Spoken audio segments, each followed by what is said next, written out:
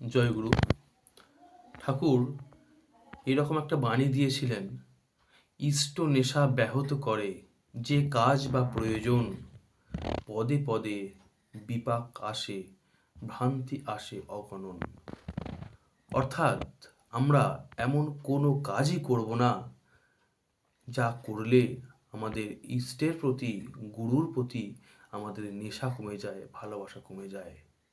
কারণ যখনই আমাদের গুরুর প্রতি নেশা কমবে, ভালোবাসা কমবে এবং অন্য কাজের প্রতি ভালোবাসা বাড়বে, তখনই জানতে হবে আমি যে কাজটা করছি সেই কাজের মধ্য দিয়েই আমাদের নানা রকম বিপাক আসবে, ভ্রান্তি আসবে, ভুল হবে, সমাজ জীবনে হোঁচট খাবো সেই কাজের মধ্য দিয়েই।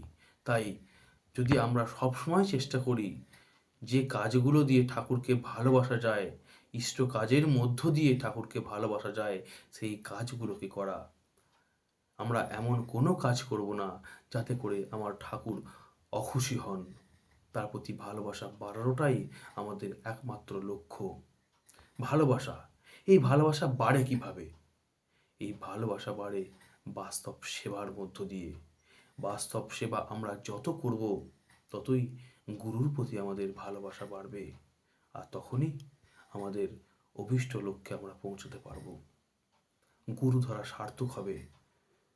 ঠাকুর একটা বাণী দিয়েছেন, ভগবান তোকে বাসেন ভালো তাতে তোর কি, তুই যদি না বাসলি ভালো ভস্মে ঢালা ঘি।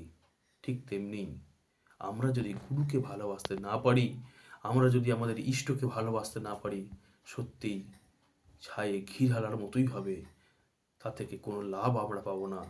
তাই ভগবান আমাকে ভালোবাসেন কি বাসেন না সেটা আমার বিবেচনার বিষয় নয়। আমাদের বিবেচনা করতে হবে আমরা তাকে কতটা ভালোবাসি। আর এই ভালোবাসা আসে একমাত্র বাস্তব সেবার মধ্য দিয়ে। মা তার সন্তানকে এত ভালোবাসেন কেন? কারণ মায়ের মতো সেবা তার সন্তানকে কেউ দিতে পারে না। তাই মা এত সন্তানকে ভালোবাসেন।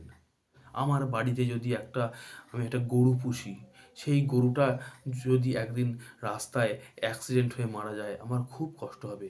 কিন্তু পাশের বাড়ির গরুটা মরে গেলে কি এত কষ্ট হবে? না, অত কষ্ট হবে না। কেন কষ্ট হবে না?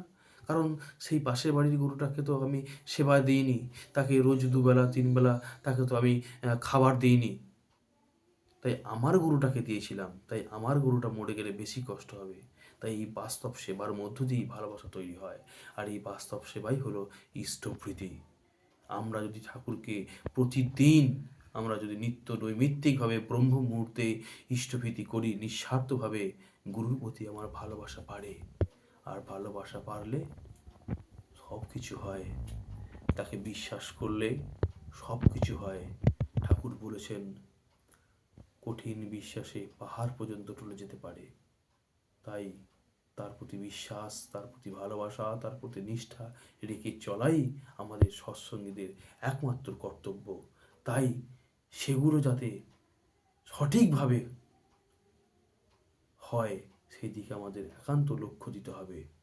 জয় গুরু, বন্দে পুরুষোত্তম।